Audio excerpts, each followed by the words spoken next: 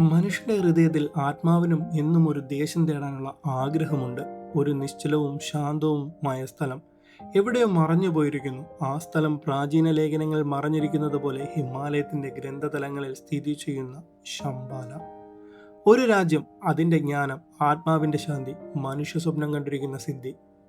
ഇന്ന് നമ്മൾ ആ കഥയുടെ ആഴത്തിലേക്കാണ് പോകുന്നത്. ശംബാല.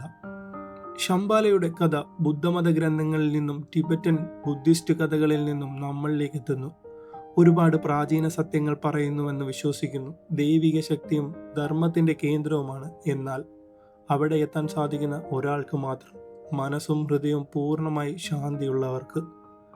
ഒരു പുരാതന കഥ പറയുന്നു, രണ്ട് ലോകങ്ങൾ തമ്മിൽ കാൽ വെക്കുന്ന മനുഷ്യർക്ക് മാത്രമേ ശംബാലയിലേക്ക് വാതിൽ തുറക്കൂ. ഈ കഥയിലേക്ക് നമ്മൾ ആകർഷിക്കുന്നതൊരു യുവയാത്രികനായ ആര്യനെ കുറിച്ചാണ്. അദ്ദേഹം ഹൃദയത്തിന്റെ ഒരുപാട് ദുരിതങ്ങൾ മറഞ്ഞു കെട്ടിയിരിക്കുന്ന ഒരാളായിരുന്നു. ജീവിതത്തിന്റെ വെല്ലുവിളികളും നഷ്ടങ്ങളും അദ്ദേഹത്തിന്റെ ആഴത്തിൽ മാറ്റിയിട്ടുണ്ട്. ഒരു പ്രാചീന ഗ്രന്ഥം അവിടെ ശംബാലയുടെ സൂചനകൾ എഴുതിപ്പെട്ടിരുന്നു. അദ്ദേഹത്തിന്റെ ജീവിതത്തിൽ മാറ്റാൻ ശ്രമിക്കുന്ന ഒന്നായിരുന്നു അത്. ആര്യന്റെ യാത്ര ഭയവും സംശയങ്ങളും നിറഞ്ഞതായിരുന്നു.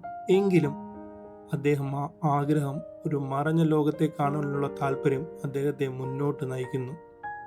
പാടില്ലാത്ത കഠിനമായ ഹിമാലയൻ മലനിരകളിലൂടെ ആര്യൻ യാത്ര ചെയ്യുന്നു. തണുത്ത്, വിശപ്പ്, ഭയങ്ങൾ എല്ലാം പരീക്ഷണമായി. യാത്രയിൽ കാട്ടുജീവികൾ, അപകടങ്ങൾ കാത്തിരുന്നു. എന്നാൽ അതിലധികം പ്രബലമായത് അദ്ദേഹത്തിൻ്റെ ഉള്ളിലുള്ള സംശയങ്ങളും ഭയങ്ങളുമായിരുന്നു. ഒരു രാത്രി ഒരു സന്യാസി അദ്ദേഹത്തിന് അസാധാരണ ശബ്ദം കേൾക്കുന്ന പോലെ തോന്നി. മനുഷ്യന്റെ അല്ല, പ്രകൃതിയുടേതുമല്ല, മറ്റൊരു എന്തോ ഒന്നുപോലെ ഒരു ശബ്ദം. അത് ശംബാലയുടെ വിളി തന്നായിരിക്കുമോ? അദ്ദേഹത്തിന് അങ്ങനെ ഒരു തോന്നൽ അന്നവിടെ ഉണ്ടായി. ഭൗതികതയും അതീവ ഗഹനവും ചേർന്ന ഒരു നഗരത്തിന്റെ രൂപം അവനിലേക്ക് തോന്നി. തന്മാത്ര, ശാന്തി, പ്രകാശത്തിന്റെ അമിതമായ തിളക്കം, ഒരു ലോകത്തിന്റെ സമാധാനം, എല്ലാം അദ്ദേഹത്തിന്റെ ഹൃദയത്തെ സമാധാനിപ്പിച്ചു. ശംബാലയുടെ വാതിൽ തുറന്നപ്പോൾ ആര്യന് മനസ്സിലായി, ഈ രാജ്യം ഭൗതികമായി കാണാനുള്ളതല്ല, ആത്മാവിന്റെ ആഴത്തിലേക്ക് പ്രവേശിക്കാനുള്ളതാണ്. ഇത് ആത്മപരിശുദ്ധിയും ജ്ഞാനവും സത്യസന്ധമായ ധർമ്മബോധവുമുള്ളൊരു ഇടമാണ്.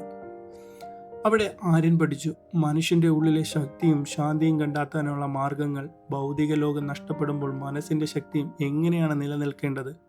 ജീവിതത്തിലെ ദുഃഖങ്ങളും നഷ്ടങ്ങളും അവന്റെ ഭാഗമാണെന്നും അവർ സ്വീകരിച്ചാൽ മാത്രമേ ആത്മാവിന് സമാധാനമുണ്ടാകൂ എന്നും. അവസാനമായി ആര്യൻ തിരിച്ചറിഞ്ഞത് ശംബാലയുടെ യഥാർത്ഥ രഹസ്യം മനുഷ്യന്റെ മനസ്സിലായിരുന്നു. മറ്റു ലോകങ്ങളെ തേടി പോകേണ്ട, മറഞ്ഞ രാജ്യങ്ങൾ അന്വേഷിക്കേണ്ട, നമ്മുടെ ഹൃദയത്തിന്റെ ആഴങ്ങൾ സഞ്ചരിക്കണം. മറഞ്ഞ ലോകം, മറഞ്ഞ രാജ്യം, അത് മനുഷ്യന്റെ ഹൃദയത്തിന്റെ മാത്രമായി നിലനിൽക്കുന്നതാണ്. നമുക്ക് എല്ലാവർക്കും ഉള്ളത് എന്തെന്ന് കണ്ടെത്താൻ നമ്മൾ ഓരോ ദിവസവും യാത്ര തുടരുകയാണ്.